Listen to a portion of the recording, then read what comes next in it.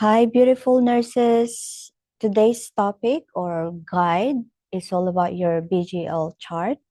I'm going to make it nice and simple for you just in case this particular form comes out. And so you will do have a guide, make it nice and plain and simple as much as possible. So then it's less of your, getting too overwhelmed, right? And very simple, as I said. So brief walkthrough. As you can see here, this is your monitoring record where the BGL or the blood sugar level, it's going to be charted, right? And again, as you guys know, in Australia, I'm sure it's the same in any other country, and New Zealand, if the patient's BGL is, it comes up to 15 millimole per liter and above, as an RN, we need to do their ketone levels, right? So I hope you guys know that. Usually at the back of your form, like so, it will guide you how to manage hypo or hyperglycemia. As you guys know as well, every single hospital has got their own policy and procedure, all right? But in general, as an RN, you guys know how to deal with hypoglycemia and hyperglycemia. It's kind of like a, stock knowledge for you, right? Yeah. And that's how you show you're a competent RN. Are we good? And so, yeah, going back here to the chart, usually for OSCE purposes, usually, of course, it could have been a stat order given that the BGL or the blood sugar level of the patient has become elevated. So if we talk about, so there are just three like three or four things that you need to remember on this particular BGL chart, right? So you got your stat and phone order. You do have the monitoring record here where the the BGL result has been plotted down. Of course, you do have a separate BGL chart for monitoring, right? Usually. It's also sometimes located in your standard other general observation chart, but you can definitely use this one as well. Now you do have your supplemental insulin. And so I'm sure you guys know this already. This is your sliding scale, right? This is where the doctor, say for example, patient ordered if the patient's BGL is 14 millimole per liter, administer a specific insulin. So this part here, this is just only for the doctor. All right. You will just use it as an RN as a reference as to how many units of insulin you would give. Are we good? And going back here, of course, this is your stat or phone order. So let's talk about stat order first. If it's a stat order, you can definitely do your time and signature both together here. If it's a stat order as well, usually the doctor has already signed their, put their signature, right? Because if you're in an acute hospital, there's usually a doctor that is on board.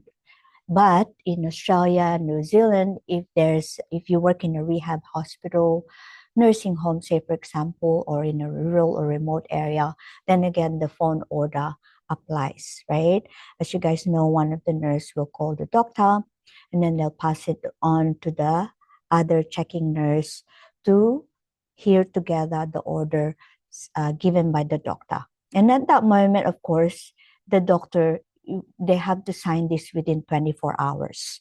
All good?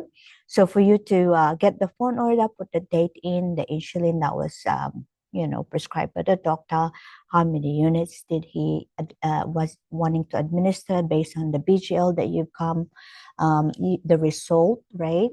And then, of course, the date, and then the time of when you receive the phone order. All good? And so at that moment, then you would take phone order and you'll get the other nurse that took the verbal order by the doctor via phone. Are we good? And so, of course, given that there's no area here now for you to administer, this is going to be your administration record. I hope that's nice and clear. All right. Remember, if it's a stud order, you can administer, sign here, write then. Okay. But if it's a phone order, okay, you can also, well, it's not just you can, you have to write your administration record here. So you put down the name of insulin, the units, the time you've given it, and the initial. Are we good? However, if it's, say, for example, phone start order by the doctor has given the time here already, right? And it's been signed. And because the doctor has written the time there already, then you can also use this as an administration record. I hope that's nice and clear. Are we good? Now, say, for example, in your OSCE, it says administer the sliding scale according to the BGL, right? So obviously, your only focus is this blue one to know how many units of insulin you're about to give. And then in administration record, you'll need to use this blue part right here. Okay, is that nice and clear? Yeah. All right, so you would usually put what type of insulin was ordered here on this supplemental insulin, and then the units, you put the time in and you do your countersign together as soon as you've administered. Are we good? Yeah. So, and the last part, nice and easy so far, right?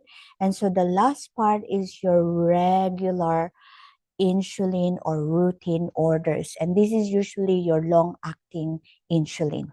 All right. Like in Australia, New Zealand, the most common Rhizodeg, Lantus, right? So these are the things you might expect. And so if it's a regular insulin, remember, it's going to be written up here. And it's more specified, of course. So usually the doctor will sign, put the name of the insulin, okay? And so again, if you're gonna administer, so put the date in, was it breakfast, lunch, dinner, or pre-bed, the insulin that the doctor has ordered. Are we good? And so he'll specify that as well, and how many units, and then you put your, put a dash here. So say, for example, breakfast, you put a dash here. And usually, if you're the administering person, not usually, always sign at the top. All right. So the administering person sign at the top. You put like a, dash or what do you call it? That kind of similar to this one. All right. So that's how you administer your routine insulin orders. And I do hope that that helps you. Again, for those of you needing more clarification, we're here for support at AuRNPathway. And thank you for sharing. And all the best. Practice, practice, practice.